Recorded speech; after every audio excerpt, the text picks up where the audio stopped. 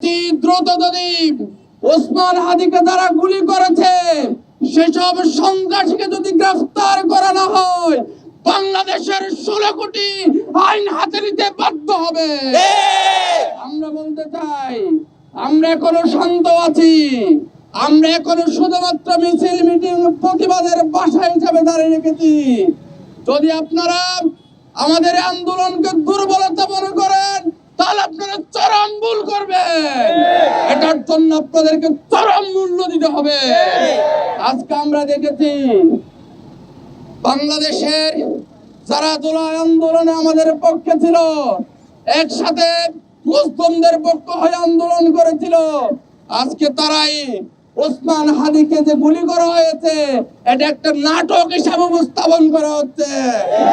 আমরা তাদেরকে বলতে চাই, আজকে জুলাই বিপ্লব শরীফ ওসমান হাদি ভাইয়ের উপরে হামলার প্রতিবাদে আজকের এই বিক্ষোভ মিছিল পরবর্তী সমাবেশে উপস্থিত আছেন চট্টগ্রাম মহানগর উত্তরের সম্মানিত সেক্রেটারি, সাংগঠনিক সম্পাদক সহ অন্যান্য নেতৃবৃন্দ, আমার সামনে ভূমিষ্ঠ বীর চট্টলাবাসী, আসসালামু আলাইকুম ওয়া রাহমাতুল্লাহ। ইতিমধ্যে আপনারা জেনেছেন এই বাংলাদেশের পক্ষে যারা কথা বলছে, এই বাংলাদেশের 16 কোটি মানুষের কণ্ঠস্বর হয়ে যিনি কথা বলছে, সেই ওসমান হাদি ভাইয়ের উপর আক্রমণ করা হয়েছে। আজ সেই ওসমান হাদি ভাই তিনি জীবন যুদ্ধ লড়াই শুরু করে দিয়েছে। আমরা বলতে চাই, এই ওসমান হাদির উপর কারা হামলা করেছে এটা বাংলাদেশের মানুষের কাছে স্পষ্ট। প্রশাসনকে বলতে চাই, অন্তর্বর্তীকালীন সরকারকে বলতে চাই, যদি ওসমান হাদি ভাইয়ের কিছু হয় পুরো বাংলাদেশ আগুন জ্বলে উঠবে।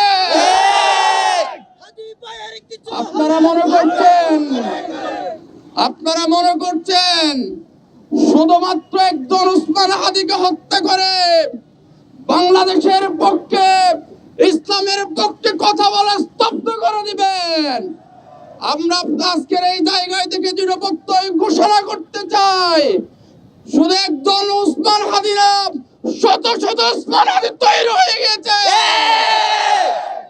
শুধু একজন ওসমান হাদিকে হত্যা করে আওয়ামী লীগ, ছাত্রলীগের খুনিদের বিরুদ্ধে কথা বলে স্তব্ধ করতে পারবেন না।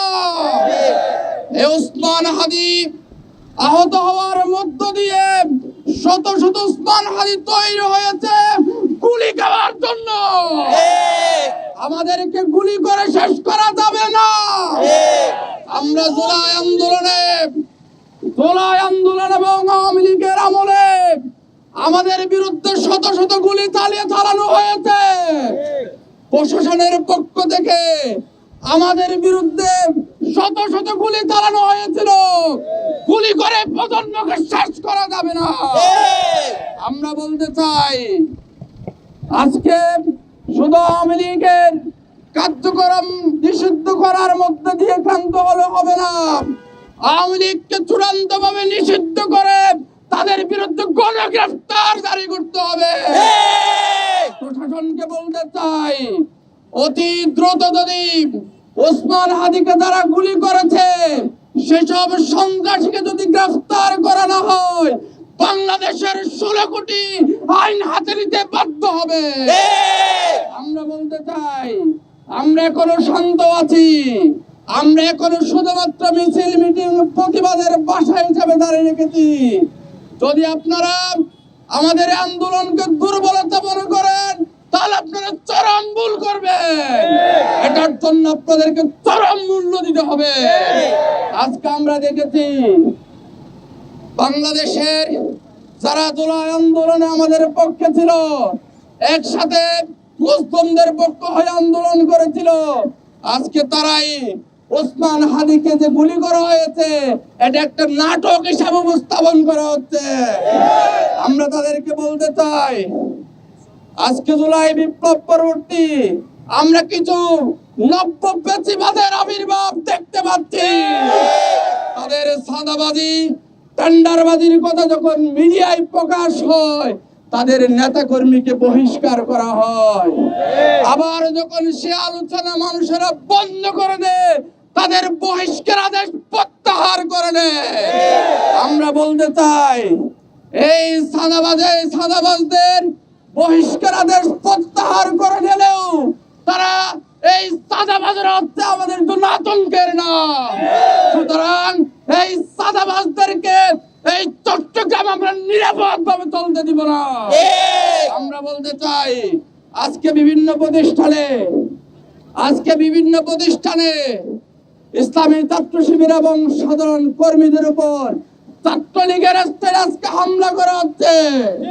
আমরা দেখেছি এই বাকুলিয়া সরকারি কলেজেও কিছু সন্ত্রাসী সাদাবাজিরা আমাদের ভাইদের উপর আঘাত করেছে। আমরা বলতে চাই, আমরা আমাদের ভাইদের রক্ত আমরা বৃথা যেতে দিব না।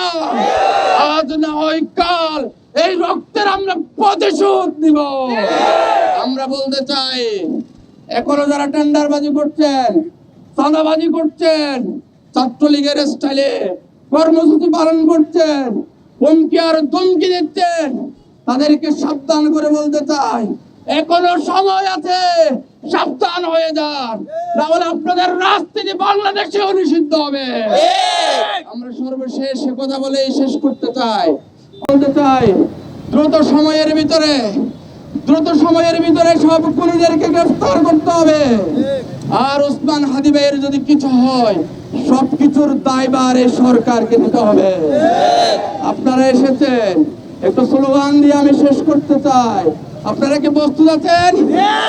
নারায়ে তাকবীর, নারায়ে তাকবীর, আল্লাহু আকবার। ওসমান ভাইয়ের রক্ত বিদা যেতে দেব না, হাদি ভাইয়ের রক্ত বিদা যেতে দেব না। দিয়েছি তো রক্ত, আরো দিব রক্ত, আর নয় প্রতিরোধ, এবার হবে প্রতিশোধ, আর নয় প্রতিরোধ।